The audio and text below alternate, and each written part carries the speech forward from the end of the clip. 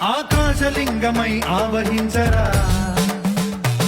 ఢమఢమఢమని డమరుక ధ్వని సలిపి జడదని వదిలించరా